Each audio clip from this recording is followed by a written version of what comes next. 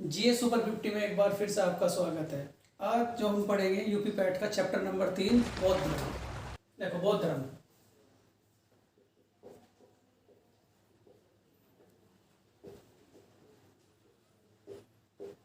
देखो बौद्ध धर्म का संस्थापक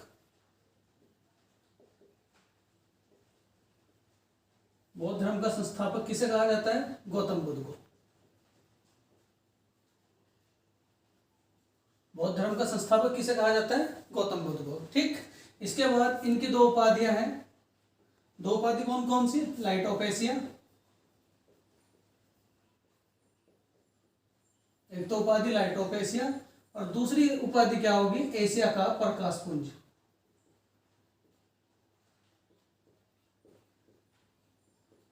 एशिया का प्रकाश पुंज। ठीक, गौतम बुद्ध का संस्थापक किसे कहा जाता है? तो क्या कहोगे? गौतम बुद्ध को। इनके पास दो उपाधियां हैं। दो उपाधियां कौन कौन सी? लाइट ऑफ एशिया और क्या कहोगे? एशिया का प्रकाश पुंज। ठीक, अब उसके बाद बात करते हैं कि बचपन के बारे में। इनका जन्म 563 ईसा पूर्व लुम्बिनी में हुआ था। इनके पिता शुद्धोधन और माता महामाया। लेकिन जैसे ही ये 7 दिन के हुए तो इनकी माता की मृत्यु हो गई थी। फिर इनका जो लालन पालन किया था वो किसने किया था? लालन पालन किया किसने? महाप्रजापति गौतमी ने। और जो क्या थी? इनकी मौसी। रिलेशन में क्या थी? इनकी मौसी। ठीक, उसके बाद इनका विवाह हुआ 16 वर्ष की आयु में। 16 वर्ष की आयु में इनका विवाह हुआ। और विवाह किसके साथ हुआ था? यशोधरा के साथ। यानी कि इनकी पत्नी का नाम क्या था? यशोधरा। उसके बाद इनके एक पुत्र हुआ जिसका नाम क्या था? राहुल। जिसका नाम क्या था? राहुल। पहले यहां तक एक बार रिपीट करते हैं। देखो, सबसे पहले गौतम बुद्ध का संस्थापक किसे कहा जाता है? तो क्या कहोगे? गौतम बुद्ध को। उसके बाद इनके पास दो उपाधियां। तो दो उपाधि कौन कौन सी? लाइट ऑफ एशिया और क्या कहोगे? एशिया का प्रकाश पुंज। उसके बाद इनका जन्म कहाँ हुआ था? 563 ईसा पूर्व में लुम्बिनी में। उसके बाद इनके पिता का नाम क्या था? शुद्धोधन। माता का नाम क्या था? महामाया। लेकिन कुछ ही दिनों बाद उनकी मृत्यु हो गई थी। फिर इनका जो लालन पालन किया था इनकी मौसी, जिसका नाम क्या था? महाप्रजापति गौतमी। उसके बाद इनका 16 वर्ष की आयु में विवाह कर दिया गया और उसके बाद इन्हें एक पुत्र पैदा हुआ जिसका नाम क्या था? राहुल। फिर उसके बाद देखो,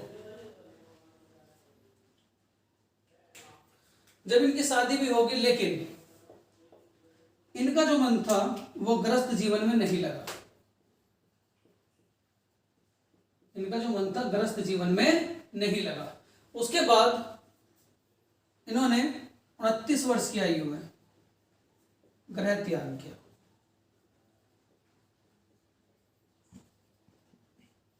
इसके बाद उन्होंने 29 वर्ष की आयु में गृह त्याग किया। फिर एक दिन ये अपने सारथी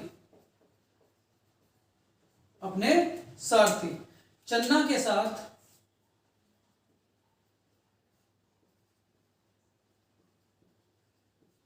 सैर पर निकले।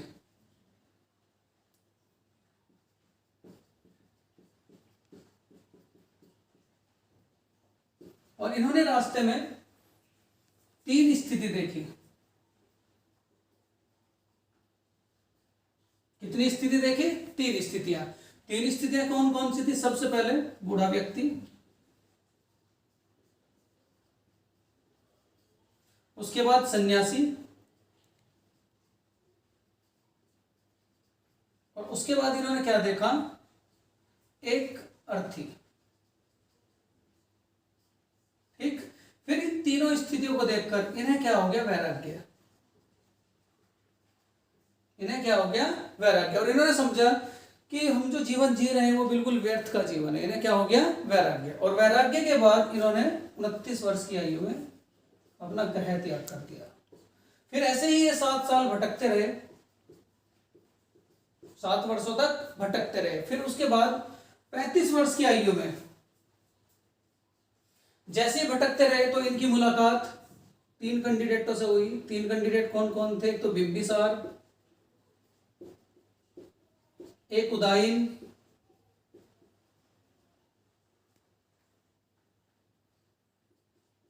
और तीसरे कैंडिडेट कौन थे? अलाल कलाम। और ये अलाल कलाम कौन थे? इनके प्रथम गुरु। अगर डायरेक्ट पेपर में ये क्वेश्चन पूछ लिया जाए कि गौतम बुद्ध के प्रथम गुरु कौन है, तो क्या कहोगे? अलाल कलाम। ठीक। फिर इन्होंने निरंजना नदी के तट पर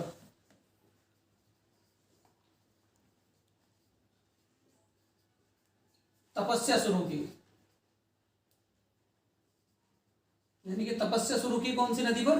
निरंजना नदी के तट पर। जैसे ही ये अपना यज्ञ में बैठे हुए थे, 1 दिन लगा, 2 दिन लगा, 3 दिन लगा, 4 दिन लगा, इन्हें जो ज्ञान की प्राप्ति हुई वो हुई 49वें दिन में। इन्हें जो ज्ञान की प्राप्ति हुई वो कौन से दिन में हुई? 49वें दिन में। ठीक।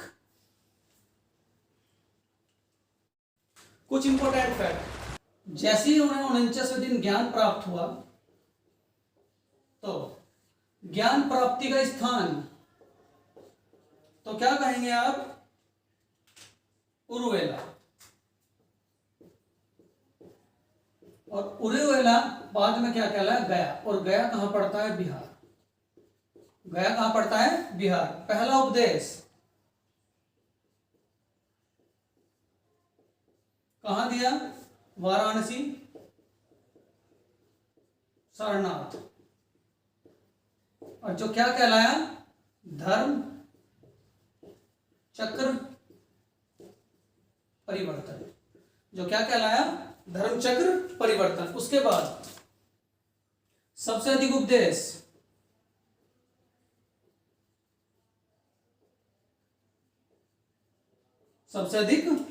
कहां? श्रावस्ती। इन्होंने सबसे अधिक उपदेश कहां दिए? श्रावस्ती। ठीक। उपदेशों की भाषा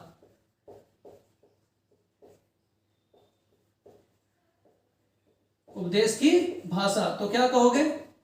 पाली। उपदेशों की भाषा क्या थी? पाली। ठीक। उसके बाद जब इन्होंने गृह त्याग किया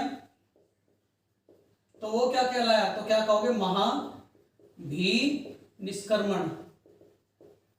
महाभी निष्कर्मण। उसके बाद इनके जो शिष्य थे वो डिवाइड थे 2 हिस्सों में। 2 हिस्से कौन कौन से थे? एक तो उपासक और एक क्या था? भिक्षुक। एक तो उपासक था और दूसरा क्या था? भिक्षुक। ठीक। उपासक कौन थे और भिक्षुक कौन थे? ठीक।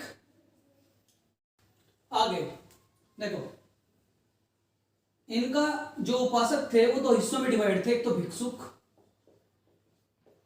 और दूसरा क्या था? उपासक। यानी कि भिक्षुक कौन थे पहले तो ये समझो, जो सन्यास लेकर इनके धर्म का प्रचार करते थे। जो सन्यास लेकर इनका धर्म का प्रचार करते थे वो क्या कहलाते थे? भिक्षुक। और जो गृहस्थ जीवन जी करके इनका धर्म का प्रचार करते थे वो क्या कहलाते थे? उपासक। ठीक। उसके बाद इन्होंने प्रचार तो किया। इनके जो उपासक और भिक्षुक थे, जो उपदेश थे, उपदेश की पहली भाषा तो पहली भाषा क्या थी? तो क्या कहोगे? पाली। और बाद में इनके जो उपदेश लिखे गए तो क्या कहोगे? संस्कृत। क्या कहोगे? संस्कृत। उसके बाद बौद्ध का विश्वविद्यालय, बौद्ध का विश्वविद्यालय जिसका निर्माण किसने करवाया था? धर्मपाल। जिसका निर्माण किसने कराया था? धर्मपाल। उसके बाद देखो एक और फेमस विश्वविद्यालय भारत में जैन धर्म का, जिसे क्या कहा जाता है? नालंदा विश्वविद्यालय। जिसे क्या कहा जाता है? नालंदा विश्वविद्यालय। और नालंदा विश्वविद्यालय का निर्माण और विनाश। निर्माण कराया था कुमारगुप्त ने, और उसके बाद विनाश कराया था बख्तियार खिलजी। बख्तियार खिलजी ने, बख्तियार खिलजी ने। और उसके बाद देखेंगे इनकी संगतियां, कहां इनकी संगतियां हुई हैं। उसके बाद इनकी संगीति, बौद्ध धर्म में देखो टोटल जो संगीति हुई, संगीति का मतलब सभा, वो कितनी हुई? 4। 4 कब कब हुई? बहुत ध्यान से, फर्स्ट, सेकंड, थर्ड और क्या कहोगे फोर्थ। पहली का जो काल था वो 483 ईसा पूर्व। दूसरी का जो काल था वो था 383 ईसा पूर्व। तीसरी का जो काल था वो क्या था? 255 ईसा पूर्व। और चौथी का जो काल था तो क्या कहोगे? प्रथम शताब्दी। क्या कहोगे? प्रथम शताब्दी। अगर देखो आपको इनके स्थान याद रखने हैं, स्थान, तो एक ट्रिक याद रखोगे, आर वी पी और के। आर वी पी के। आर का मतलब क्या है? राजगृह, यानी कि पहली बौद्ध संगति कहां हुई थी? राजगृह। उसके बाद वी का मतलब क्या है? तो क्या कहोगे? वैशाली। उसके बाद पी का मतलब क्या है? पाटलिपुत्र। और उसके बाद के का मतलब क्या है? कुंडलवन। ठीक, इसके लिए क्या याद रखना? आरवी पी के। उसके बाद अगर इनके राजाओं का नाम याद रखना है तो उसके लिए भी एक ट्रिक है। उसके लिए ट्रिक क्या है? एके एके एके एके एके एके। ए का मतलब क्या कहोगे? अजातशत्रु, यानी कि पहली के राजा, तो क्या कहोगे? अजातशत्रु। दूसरी के राजा तो क्या कहोगे? कालाशोक। तीसरी के राजा फिर अशोक। और चौथी के राजा क्या कहोगे? कनिष्क। चौथी के राजा क्या है? कनिष्क। ठीक, उसके बाद देखो जो बौद्ध संगति हुई थी, कितनी बौद्ध संगति हुई थी? बौद्ध सभा,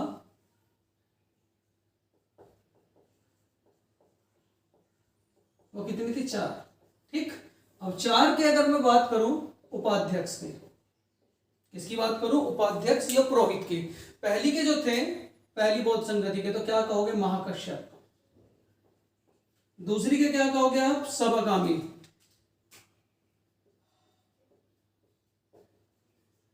तीसरी के क्या कहोगे? मोगली पुत्र तीस। और चौथी के क्या कहोगे? वसुमित्र। चौथी के क्या कहोगे? वसुमित्र। ठीक, उसके बाद इनका जो धर्म था वो 2 हिस्सों में डिवाइड था, हीनयान और क्या कहोगे? महायान। हीनयान और महायान। देखो हीनयान क्या था? बौद्ध शाखा का प्राचीन रूप। ठीक, और महायान क्या था? बौद्ध शाखा का नवीन रूप। बौद्ध शाखा का प्राचीन रूप और बौद्ध शाखा का नवीन रूप। ठीक, उसके बाद इनके जो ग्रंथ थे, यानी कि बौद्धों के ग्रंथ, मोस्ट इंपोर्टेंट, उनका नाम क्या था? त्रिपिटक। दूसरा विनय पिटक,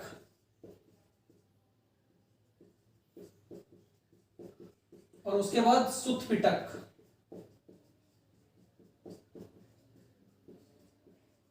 ठीक, विनय पिटक, त्रिपिटक, सुत्त पिटक। ठीक, उसके बाद इनकी मृत्यु कहां हुई थी? कुशीनगर। और कुशीनगर में इनकी मृत्यु कब हुई थी? तो क्या कहोगे? 483 ईस्वी। ठीक, और उसके बाद ये जो कुशीनगर पड़ता है, ये कौन सी जिले के नजदीक पड़ता है? तो क्या कहोगे? गोरखपुर। क्या कहोगे? गोरखपुर। देखो उसके बाद अब चीन, जैसे जन्म का प्रतीक तो क्या कहोगे? कमल और सांड। गृह त्याग का प्रतीक तो क्या कहोगे? घोड़ा। ज्ञान का प्रतीक तो क्या कहोगे? पिप्पल। ठीक, उसके बाद मृत्यु का प्रतीक तो क्या कहोगे? स्तूप। उसके बाद निर्वाण का प्रतीक तो क्या कहोगे? पदचिन्ह। क्या कहोगे? पदचिन्ह। देखो, इनके जन्म से रिलेटेड जो प्रतीक था उसका नाम क्या था? कमल और सांड। ग्रह त्याग का प्रतीक घोड़ा और ज्ञान का प्रतीक पिप्पल, मृत्यु का प्रतीक स्तूप और निर्वाण का प्रतीक क्या था? पदचिन्ह। ठीक, उसके बाद बौद्ध धर्म के त्रिरत्न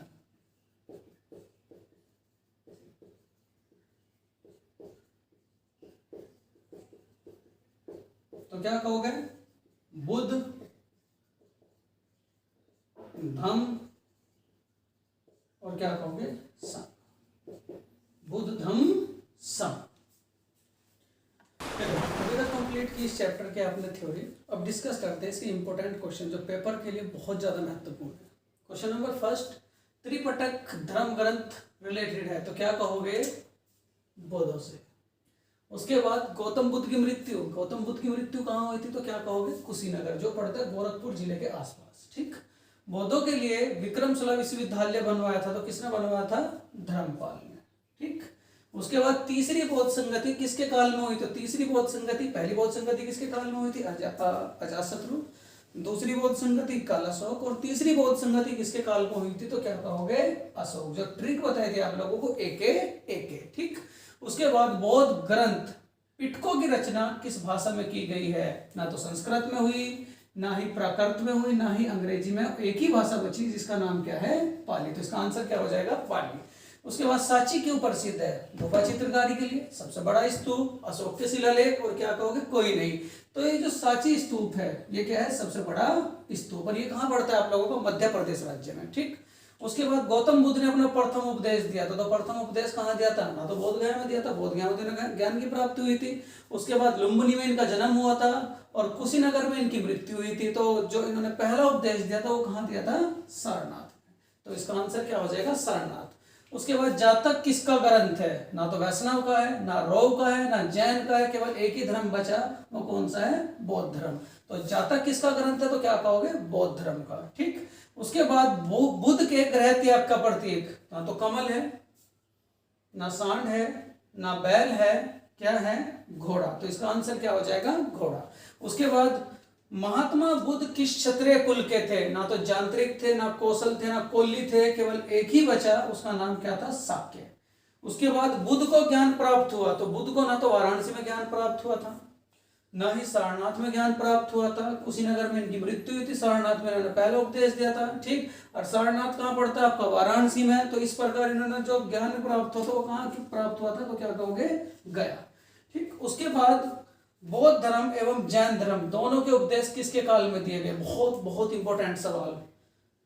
बौद्ध धर्म एवं जैन धर्म दोनों के उपदेश किसके काल में दिए गए? तो एक ही राजा है, उसका नाम क्या है? बिंबिसार।